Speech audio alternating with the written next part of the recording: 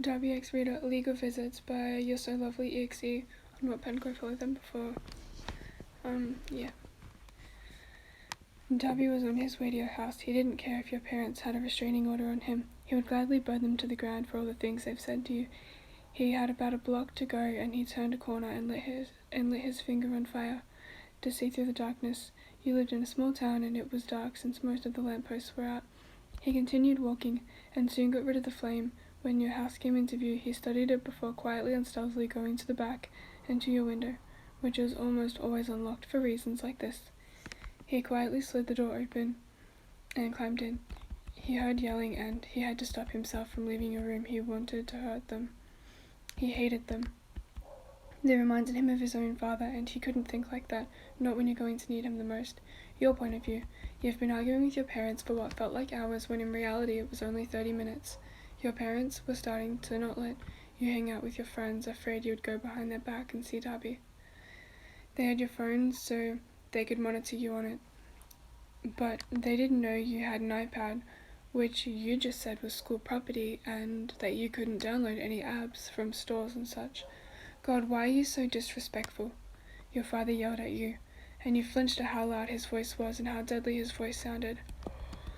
You were in your last week of being in UA, and you would finally be able to leave this hellhole. You were an adult, and you could care less what your parents thought of you.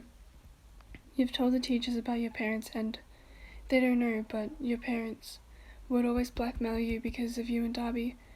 You didn't know how the school would treat that. You've known Dabi since he was little, and you have both been close friends. You knew each other since he was 10 and you were 5. He hadn't faked his death but ran away from his home. He met you on the streets when you had gotten lost and separated from your family. Since then, he's been keeping an eye on you to make sure you're safe. Your father wasn't one to accept boys, not if they weren't to his liking. Your mother thought that they would get in the way of your learning, especially since he was a villain. God, now you're ignoring me. Answer the damn question, your father yelled, and you looked at him. Because I want to live my life. I don't want to be controlled by you. You said quietly as your father just growled and slammed his fist against a wall. Your mother was glaring at you, a wine glass in her hand. Your father glared at you. You swallowed hard. Go to your room before I hurt you, he said, clenching his jaw as you turned and went straight to your room. Your parents never physically hurt you, just mentally. Walking in, you turned and locked the door, not even noticing Dabi. Your heart was racing, and you knew you wouldn't be eating tonight. Turning around, you froze when you saw Dabi. He was mad, and you could tell he was holding himself back. You looked down.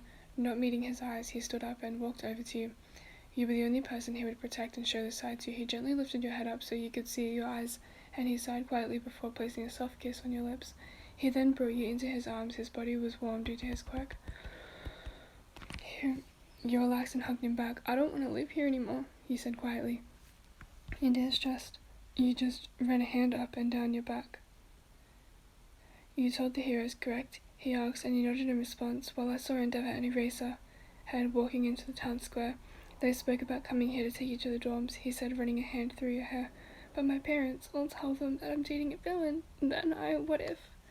They won't be able to do so because I'll make sure of that, he said, and broke the hug. The heroes will be here in 5 minutes. Be ready to leave, he said quickly before walking out of your bedroom door. You quickly walked to the door to watch what was going to go down. You already had a suitcase in case you decided to just run away.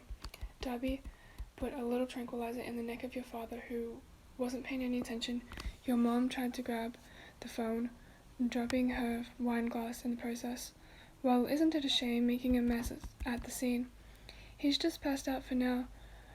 But what you can do is keep your dirty little mouth shut for when the heroes arrive, he said coldly to her, and she just scoffed.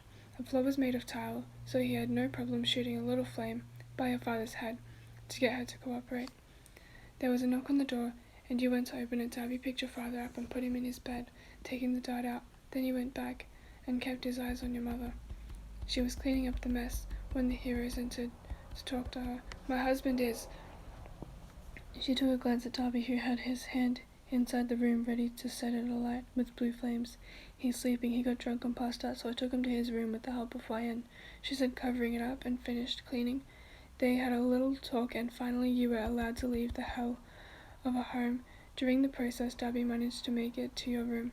You gave him a kiss goodbye. You wouldn't be able to see him for a week, but that was okay. You knew you were safe and that you would be happy. That's all that mattered to him, your happiness. And that's the end of that. This was my second time reading this, and it was a struggle to get through, but I managed. Sorry that I haven't been posting in a while. A lot's just going down. I'm dealing with a lot of stress and stuff. Anyways, bye. I hope you guys enjoyed this.